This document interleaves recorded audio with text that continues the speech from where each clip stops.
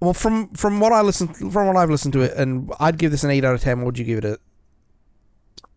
No, John, it is my favorite album of all time. There you go. So So you give it an I'm gonna have 11. to give it a 10. I got to give it a 10. But um, yeah,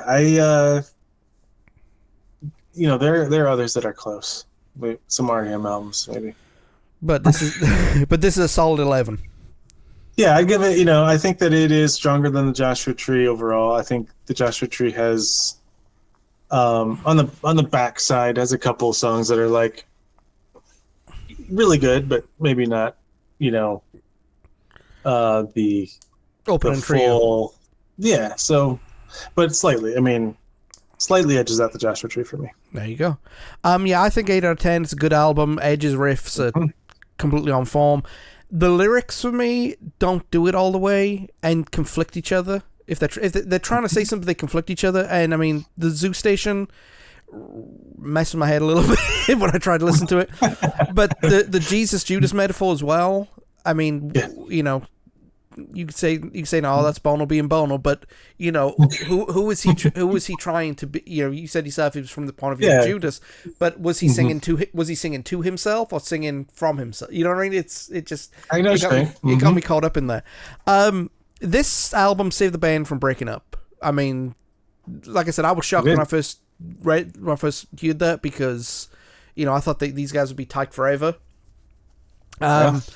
They would continue with Zooropa, Pop Mart, and All That You Can't Leave Behind over the next few years, and would kind of build on this sound and would do a real good job on it. Over the course of the 2000s, though, the band started getting rejected by mainstream fans. A lot of them thought that they were disingenuous or they were over ingenuous, if that makes sense. Yeah, right.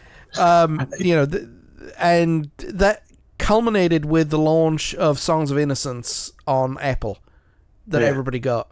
Now, I'm one of like 12 people who like that album. I really do. I think it's a really good album.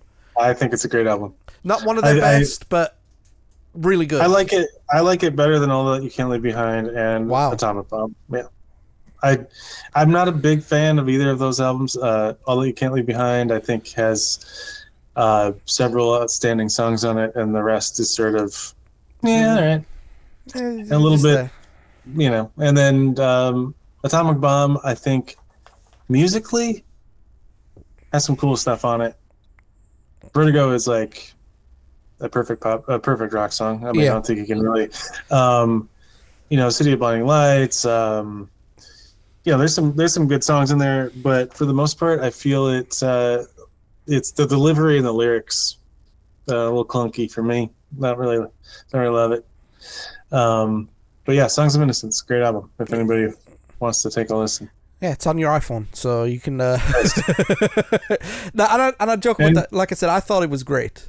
I really did. Yeah. And remember, Apple gave it to you, not U2. Yes, Apple did it. Apple bought the album for $80 million, and U2 said, right. "Well, it's better. It's better than Virgin Cola." So,